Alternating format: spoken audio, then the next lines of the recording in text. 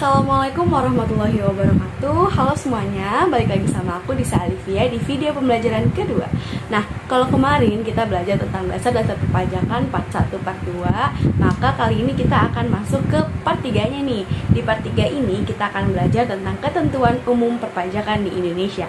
Kali ini kita akan bahas tentang nomor pokok wajib pajak, nomor pengukuhan pengusaha kena pajak, surat pemberitahuan, surat setoran pajak, surat ketetapan pajak, dan yang terakhir surat tagihan pajak. Langsung aja kita ke video pembelajarannya.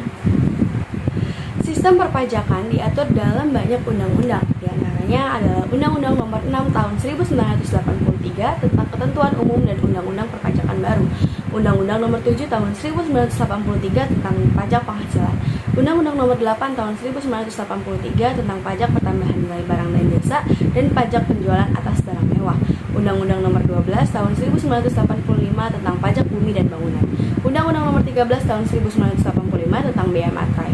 Pajak diatur dalam banyak undang-undang memiliki beberapa tujuan. Di antaranya yang pertama, meningkatkan efisiensi pemungutan pajak. Kenapa sih dibikin efisien? Ya agar masyarakat lebih mudah untuk lapor pajak, jadi makin taat untuk bayar pajak.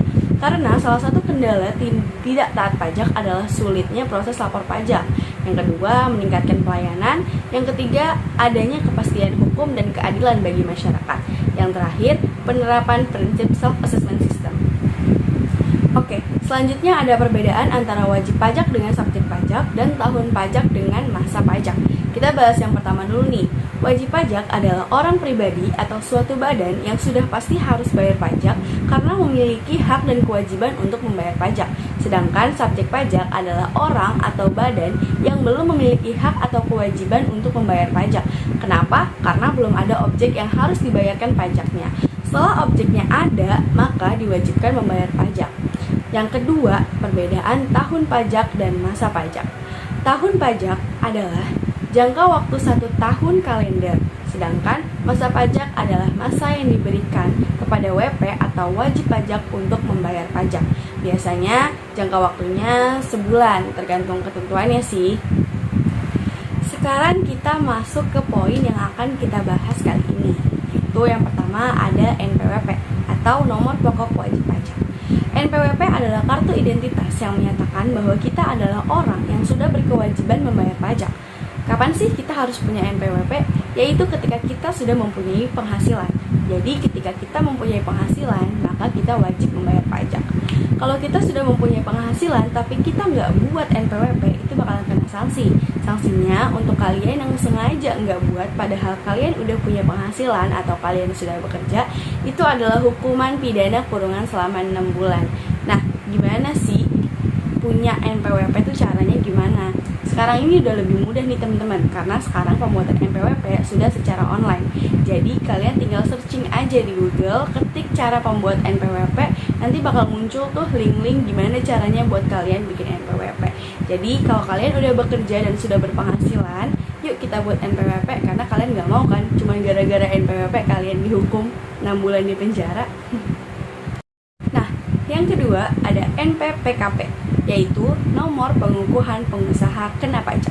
Kalau tadi NPWP untuk orang pribadi yang sudah memiliki penghasilan, nah kalau NPPKP ini adalah wajib pajak untuk pengusaha.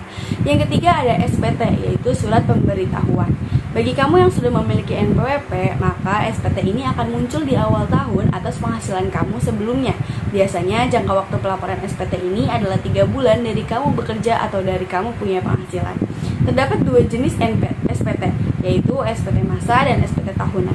SPT berbentuk formulir atau dokumen elektronik, jadi sifatnya itu surat pemberitahuan. Isinya adalah rincian jumlah penghasilan kamu dan jumlah pajak yang harus dibayarkan. Setelah kita mendapat SPT, kita wajib lapor SPT. Jika kita tidak melapor SPT, maka kita akan kena sanksi lagi nih. Sanksinya tuh apa sih? Sanksinya itu berupa sanksi denda sebesar 500.000 untuk SPT PPN, 100.000 untuk SPT masa lainnya, 1 juta untuk SPT tahunan wajib pajak badan, dan 100.000 untuk SPT tahunan OP. Setelah mendapatkan SPT, maka muncul nih pertanyaan, gimana sih caranya lapor SPT? Sama kayak bikin NPWP tadi teman-teman. Cara lapor SPT juga udah menggunakan sistem online, yaitu menggunakan e-filing. Gimana nih caranya kita dapat e-filing? kita bisa mendapatkan e-filing jika kita meminta ke KPP domisili kita atau KPP terdekat. Maka kita baru bisa mendapat e-filing dan baru bisa melaporkan SPT secara online tanpa harus datang ke KPP lagi untuk tahun-tahun berikutnya. Setelah mendapat SPT, maka masuklah ke poin yang ketiga, yaitu kita akan mendapatkan SSP, yaitu surat setoran pajak. SSP adalah bukti pembayaran atau penyetoran pajak yang telah dilakukan dengan penggunaan formulir atau telah dilakukan dengan cara lain ke kas negara melalui pembayaran yang ditunjuk oleh Menteri Keuangan. Fungsi SSP adalah sebagai bukti pembayaran pajak bila telah disahkan oleh pejabat kantor penerima pembayaran yang berwenang atau bila telah mendapatkan validasi dari pihak lain yang berwenang. Setelah muncul SSP, maka muncul lagi nih SKP, yaitu surat ketetapan pajak. Biasanya surat ketetapan pajak ini meliputi surat keterangan pajak kurang bayar atau surat keterangan pajak lebih bayar atau surat keterangan pajak nihil pembayaran. Nah, yang terakhir itu ada STP, yaitu surat tagihan pajak. Kenapa nih STP atau surat tagihan pajak ini muncul? Itu biasanya karena ketika kamu mendapatkan SPT kamu tidak melaporkan SPT tersebut. Jadi muncullah itu STP datang ke rumah kamu atau di email melalui email kamu. Jadi jika kamu udah mendapat surat tagihan pajak, maka kamu harus berhati-hati karena sama aja tuh kayak dapat teguran dari pihak pajak. Bisa jadi dikenakan sanksi bila kalian tidak melaporkannya segera atau tidak membayarkannya segera. Nah, itu tadi ketentuan umum perpajakan yang ada di Indonesia yang bisa saya jelaskan. Semoga dapat bermanfaat bagi kita semua, terutama bagi diri saya pribadi.